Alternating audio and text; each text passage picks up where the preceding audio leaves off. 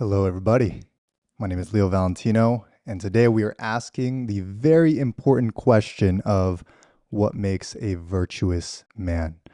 And so I've got a handful of notes and a lot of preparation for you, but I want to pray here for a moment. Father, give me a good word. Allow me the full presence of you to speak fully and to give everyone exactly what they need, and everyone who comes now and later, give them the message that they need as well. There is a huge, huge problem in today's society, and it is the fact that we are lacking good, virtuous men. You know, there is 4.4 billion males, but how many men do we have? How many real men do we have? And out of those men, how many of them are virtuous, good, have good character? We're going to be answering that today. My question that I want to propose to you all is, when is the last time that you heard someone be called a good man? Think of one. Think of one man in your life that you deeply respect, that you deeply love, that you look up to, and think about what makes him that way. What makes him a good man? You know, I propose this question every Friday morning at 6:30 a.m. I have a men's mastermind. It's a group of entrepreneurs where we talk about this stuff. And I ask the question, what makes a good man? Who in your life is a good man? And after 2 long minutes, Todd finally goes, I got one. He talked about Bob, his father-in-law, who is slow to anger. He is a godly man, a kind, a humble man. And he proposed him. And one after another, each of the men brought up maybe one or two men in their lives. But there was 2 to 3 of the men in that group that were absolutely bumfuzzled. You know, they were looking up thinking like, oh, one good man. I mean, it's a very simple question, right? Who's a good man in your life? And to be honest, when I was prepping this talk, I couldn't think of one myself. I couldn't think of one good man that I have looked up to over the years. And, you know, my story is, when I was growing up, I didn't have a strong man in my life. You know, I started my business at 16 out of necessity. And then I bought my first investment property at 18. And 4 years after that, went very, very hard in business. And in those 6 years of building, I found one good man that I could look up to, that I can learn from, who happens to be, you know, one of my best friends. But that shocked me so much, because if in 6 years it was so hard for me to find one strong man, one good, virtuous man to look up to, how many other young men go through the same thing, go through so many years searching for just one other person? And so we have a deep problem, the problem of a scarce generation of men. We are a fatherless, a virtueless generation of men, and I really want to address that. In modern times, the modern type of man, there's a majority of around two types. Number one, it is a weak and harmless type of man that's too scared to say anything, too scared to do anything, too scared to stand up for any beliefs. But then there's also the strong man who is selfish, right? A strong man who is selfish. So we're made up of those two. And C.S. Lewis said it best about 80 years ago. He has a book called The Abolition of Man. He says, we make men without chests and expect of them virtue and enterprise.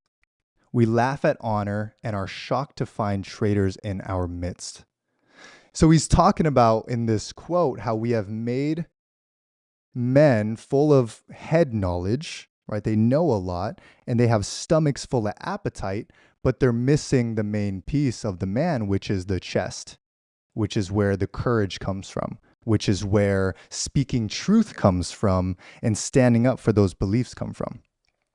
And so this deep problem is caused by what? What is this problem caused by? The answer is simple. It is fear, right? A fear of responsibility leads to passiveness and passive men. A fear of failure leads to this scaredness, this fear of taking a lead.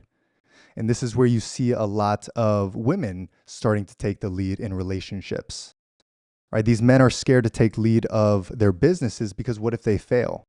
They're scared of speaking the truth out because what if their past life gets out there? They're scared of leading and putting themselves out there. And then we have fear of judgment, right? A fear of judgment leads to people pleasing. And so we see this all over the world. Now, Jordan Peterson says a very good quote that I want you to think about. He says, weak men cannot be virtuous. And it's a very hard-hitting quote. He's explaining about this idea that if you are weak, if you do not have a chest, if you do not have beliefs, if you cannot stand up for those, then you cannot be virtuous. And so we're going to look at this together. If fear is the problem, what is the solution? Now, the solution comes from about 2,000 years ago when Paul is talking to a young leader, kind of timid, kind of scared, a young leader named Timothy. And he says in 2 Timothy 1:7, "For God has not given us a spirit of fear, but of power and love and a sound mind." Wow.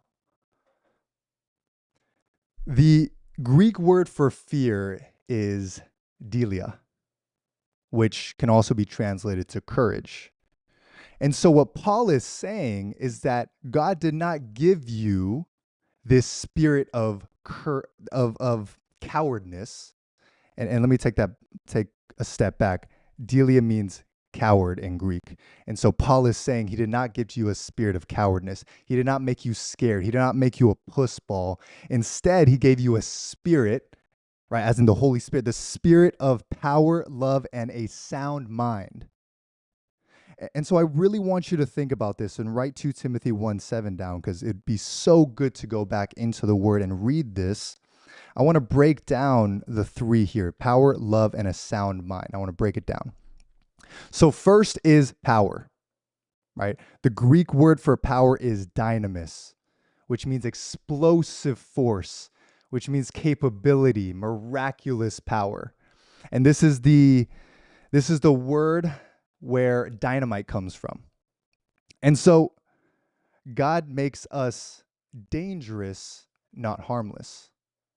And now somebody says, Leo, are you saying that God made us violent?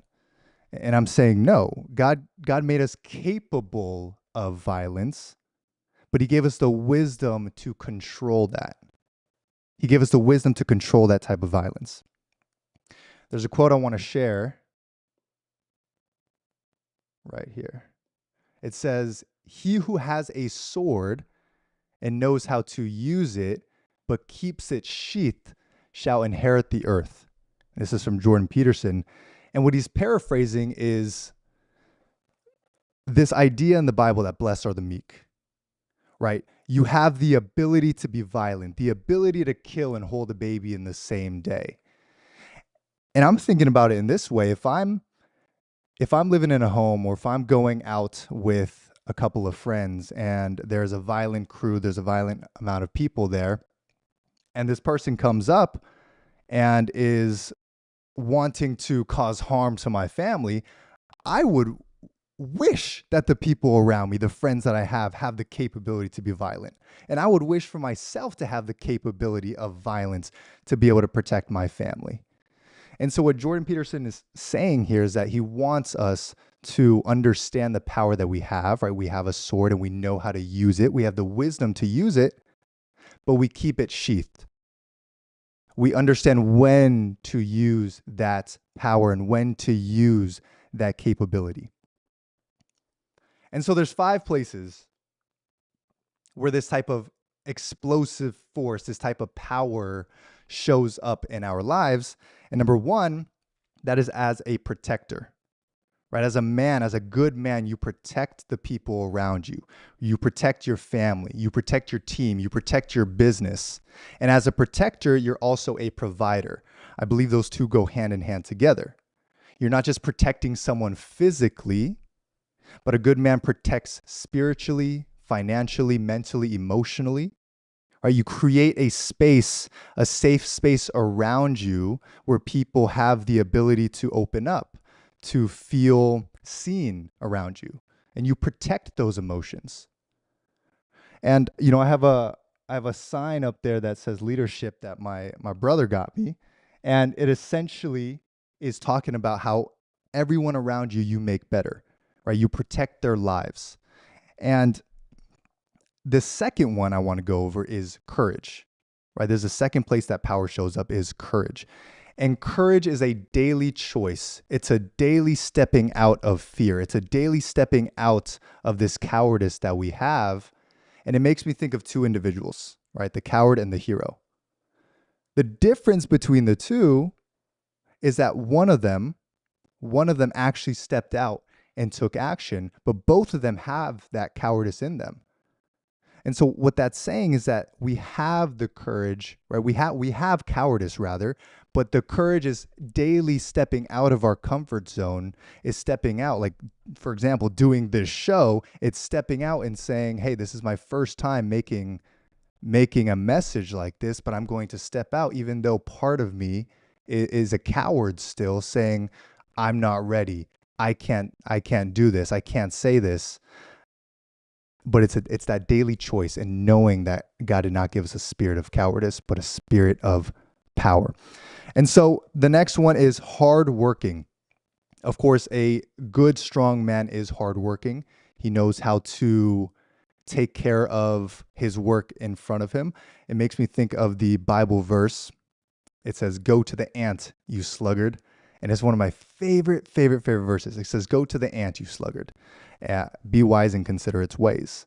For it has no leader, it has no commander, but it still stores up its provisions for summer."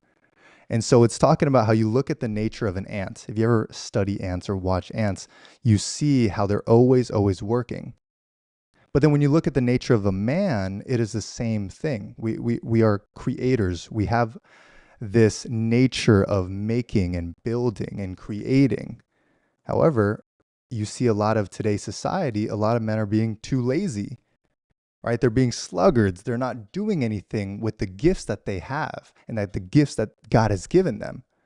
And so hardworking is one of the five. The last two in power is unfuckable. And that phrase means you have a thick rhino skin around you. It means nobody can penetrate, nobody can get through to you. It is this idea that I want you guys all to grasp, because I promise you, when you develop this in your life, this anti-fragile skin, all of a sudden, anything that you want to do becomes so much easier.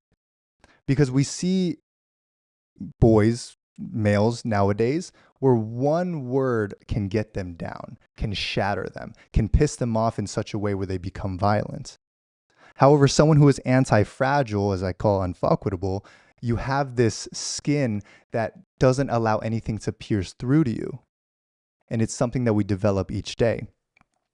The last one is physically and mentally strong. Now, this is also as a protector. You have to be able to be physically strong. You have to be able to be violent, have a sword, but sheath it. Mentally strong, reading consistently, so your mind consistently gets stronger. You can continue to understand wisdom, those two together, and you can become a very powerful force. And so those five things together make a very, very powerful man. But the key here is that that person does not just use it for himself. And that's where love comes in. And for a minute, I just want to say hello to everybody here. What's up, Luke, Josh, Ricky, Les, hello, Neba, Ferno, Andrew. If you guys are here, type yes in the chat. I want to shout you out. So we're going over 2 Timothy 1:7. For God has not given us a spirit of fear, but of power, love, and a sound mind. And so we've gone over power, but love, where love comes in, is very, very interesting. And I want to break it down where you can take it in, you can understand it. So love comes from this Greek word agape, which means unconditional, sacrificial, others focused love. And this type of love is the one that shows up most in the Bible. We see multiple forms of love in the Bible. For example, philia. Philia is the brotherly love. This is saying, hey, I like you.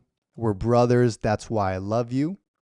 You have eros, which is a romantic sexual love, right? It's I love you because I desire you. And then you have storge, which is a familial love, right? Family. It's like the mother when she has a child, that's familial love. And then the one we're talking about is agape. Now, agape, again, is a sacrificial love. This is saying, I love you because I choose to love you, regardless of how I feel. And think about that. You know, God gave us a spirit of agape, a spirit of love, the same type of love that He has for us, where we are not perfect individuals, but as you read in the Bible, He loves us regardless, and He gives that to us. There's many verses where He uses, love your neighbors, love your enemies, which a lot of people, including myself, do not like. I had to learn to understand what loving your enemies mean, which to me, what agape, what loving your enemies means is to want the same salvation for them. It is saying, you could have done me wrong. I know that you might be living your life in a different value sense. You might have screwed me over, but I still love you. Not because I like you, but because I want the same salvation for you, because I want you to succeed. I still want you to win, although the things you have done before may not have been satisfactory. That is one that we have to work on every day, and I'm trying to work on it every single day. And as I'm preparing this talk, it's making so much more sense. And so John 15:13 says, "Greater love has no one than this, than someone laid down his life for his friends." So what I'm bringing together here in this word is that love in this form is sacrificial. It shows up in three ways. One, it is serving others. It shows up in how we serve people, which means we utilize the power that we have for not just ourselves, but for other people as well. Number two, it is a deep care and presence. One of the greatest ways that we can love people is to truly be present with them and truly give them a space to be able to feel safe and to feel seen. Deep presence, deep care is how we can also show that type of love. And then third is giving, kind, and humble. Now, I put those three together because I think kindness and humility go hand in hand. And with humility is a daily choice to put others first. And I believe as a good man, a true virtuous man, puts others ahead of him and makes that constant choice, that habit to say, how can I serve you? How can I serve other people? How can I add value to this world? And a good takeaway that we can have is Charlie Kirk, who inspired me to start this show, has these three questions that he asks himself every single day that allow him to practice this type of love, this type of sacrificial love. He asks every single day, and I've been doing it, and it's been helping me so much. He asks, how can I serve someone today? How can I add value to the world today? And how can I honor God today? And I did these three. When I wake up, I will write these down in the journal. And all of a sudden, I'm thinking of different ways that I can give to somebody, whether it's going to Starbucks and buying a coffee for the people behind you, or it's giving to your church, or it's, hey, let me just be present with the people I have around me today. Because my nature, again, is not trained to just give right away. I have to consistently look for ways to do that. I have to consistently find, how do I give today? And these three questions are so helpful for getting us to get in the habit of giving. And so, power without love, right? Being strong, capable, having a capable force, but not doing it for anybody else is being a tyrant. But love, right, wanting to serve everybody, helping other people without power, without capability, without force is weak, is absolute weakness. But with the both of those combined, we create virtue. We create a virtuous man. Now, this last part, I don't want you to miss because it glues everything together. So, the third aspect that Paul is saying, he gives us a spirit of power, a spirit of love, but also of a sound mind. And the phrase sound mind, I want to put it up here. It is of self-discipline, sound judgment, mental stability, which comes from the Greek word sophronismos. And it's very interesting because this word, sovereign, shows up multiple times in the Bible, 30 plus times in the Bible, and it means disciplined or self-controlled. But this one word, sophronismos, shows up just once, one time in the Bible, and the word ismos, the root ismos, means a process or a system. And so Paul was speaking to Timothy, and he really needed a good word. He needed a word. He almost needed to create a word to show Timothy that God gave us a spirit of power, love, and what? Not just discipline, but a trained discipline and an ability to train and every day actively train that discipline. And it's so important to look at this way because we're not just given, hey, you're not just given the ability to be fully disciplined. He gave us the ability to train it every single day. And what a sound mind means is knowing when to use your power, when to use your capability, when to use that force, and also how to direct your love. When to use your force, how to direct your love. It is the glue in between those two.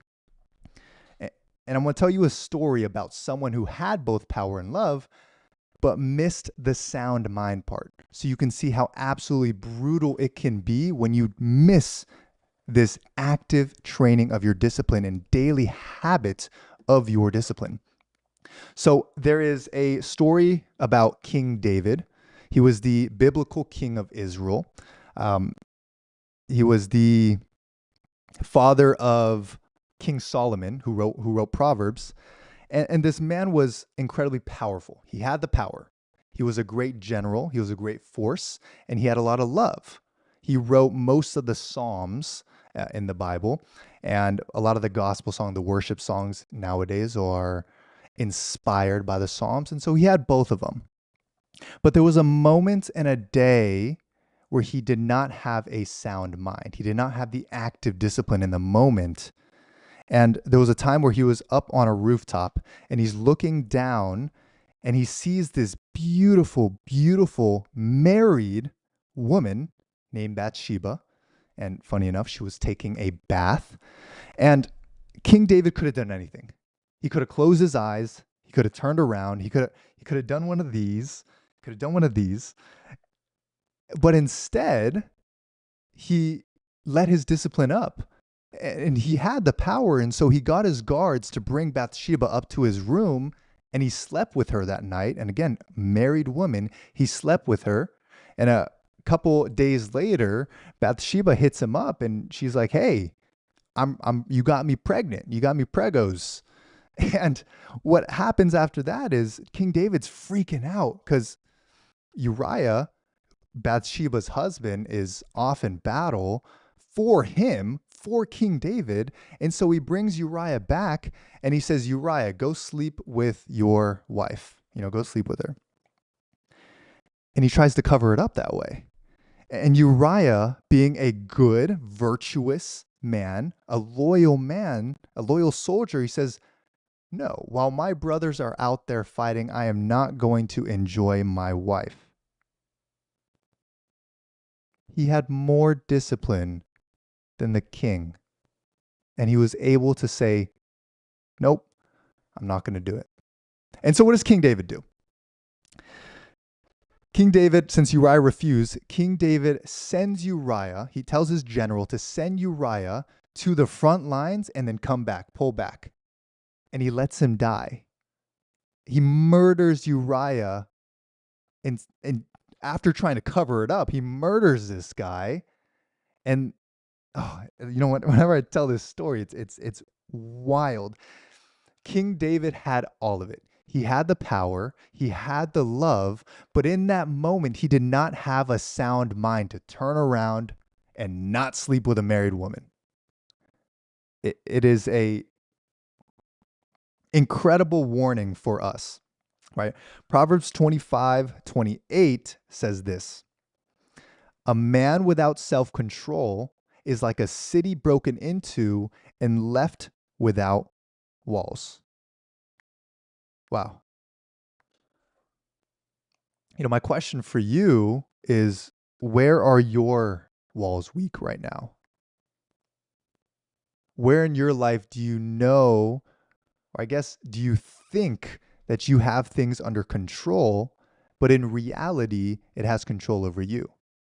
Maybe it's the way that you look at other women. Maybe it's lust. Maybe it's porn. Maybe it is scrolling on social media and letting it go from 30 minutes to an hour to 2 hours to 3 hours. Maybe it's negativity in your mind, or laziness, or what I call sluggardness. What kind of places in your life are your walls currently weak? And I say this, you have power and good intentions, but how about discipline? Right? Because many of you guys on here, in the beginning of the show, I invite the people that I know will enjoy this show and will get a lot out of it. And I know you guys are all good men or becoming good, virtuous men. But when you allow your mind to be unguarded, and when you don't check your discipline in those moments, this is where everything could fall. And you see that one night and one decision caused that to fall. Marcus Aurelius, one of my favorite people to study. He was a Roman emperor in around 100 AD, 140 AD, and he has an incredible quote. Mind you, this is a Roman emperor who is writing in his journal, a Roman emperor who has everything he could possibly want, and he writes this. He says, "You have power over your mind, not outside events. Realize this and you will find strength." Wow. And so how this connects is that David could not control that rooftop. He could not control Bathsheba being on that rooftop. However, he could control his response to it. He could have turned around. He could have done anything, but he did not. And so what Marcus Aurelius is saying here is control the controllables. Control the controllables. We have an incredible blueprint here that Paul has given us, an incredible blueprint. And it is this, of how to be a virtuous man. It is power, love, and a sound mind. Power is the capability, is the courageousness, is the strength of a man, alongside the sacrificial, serving, and kind love, mixed with the active discipline, wisdom, and leadership, right? The spirit leadership of God. Those three together create a virtuous man. And I have two examples of this in my life. One example comes from all of our lives, but one, I still have this incredible friend that I would go to their house because my house was so chaotic, right? My parents were fighting, had dogs pissing everywhere, had craziness happening. And so I would go to this friend's home, and it was the mom, it was four daughters, it was multiple friends, grandmother, grandpa, and it was all of them. And I would go over there, and they would always talk about their father who had passed away, Bobby. And they would talk about how great of a man he was, how virtuous of a man. He was a fighter, but he loved his girls so much. And everyone at work loved him. And he was a very disciplined man as well. And they had, unfortunately this man has passed, but they threw a celebration of life for him. And 500 plus people came. And I remember talking to some of the people who had gone there, and everybody there had called this man a good man. They called Bobby an incredible man. He's such a good man, right? How many people do we have in our lives that we're able to say is truly, truly a good man? And now the greatest example is, of course, Jesus, right? He had the power. He flipped tables. He cast out demons. He had love, right? Before he died, he washed the disciples' feet, which was supposed to be a slave's job, right? He washed their feet and, of course, gave the ultimate sacrifice. And when he was up there on the cross, he says, "Father, forgive them, for they know not what they do." And he came with so much love. When I see, I feel like it's love personified, but he came with so much love, but he also had a sound mind.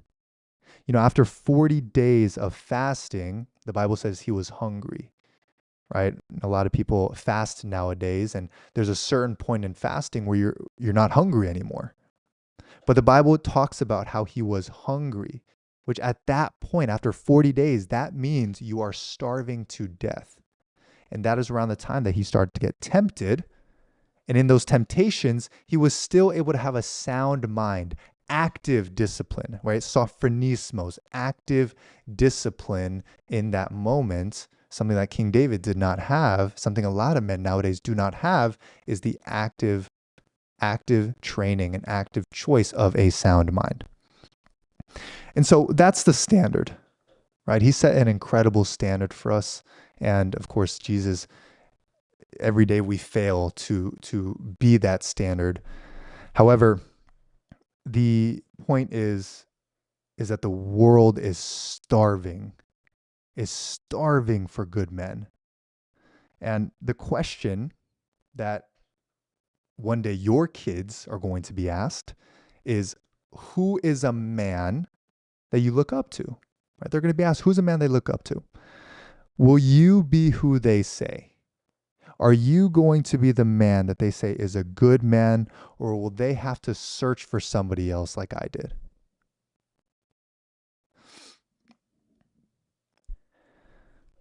If not today, then when? God did not give us a spirit of fear, but of power, love, and a sound mind. The question is, will you use it?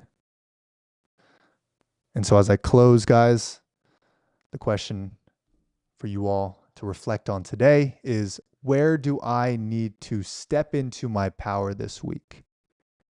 Where do I need to serve with love this week? And where do I need to show more discipline? You choose one, you do it, and you do it today. God, thank you so much for this word and this opportunity to share your word. I hope that each one of these moments was able to hit everyone where they need to be hit to understand the calling that you have given us. And Father, I pray for continued guidance, and that each person here that is watching can reflect on these words and reflect on it diligently. Guys, thank you so much. I hope that this word and this message got to you. It is one to reflect on and to go back to whenever you're ready to. But the world is starving for good men. And I believe each person on here has the ability to, as a man, be better men and continue to choose virtue And I hope that people are inspired by you. If you enjoyed this show, please share it with a friend, share it with another man in your life that you know would benefit from this. Share it with different friends. That is how this is going to grow, is truly by sharing it with people around you. And so thank you so much for being here. God bless. And I will see you all next Tuesday, 3 p.m. Pacific time every single week. All right. Peace out. Bye bye.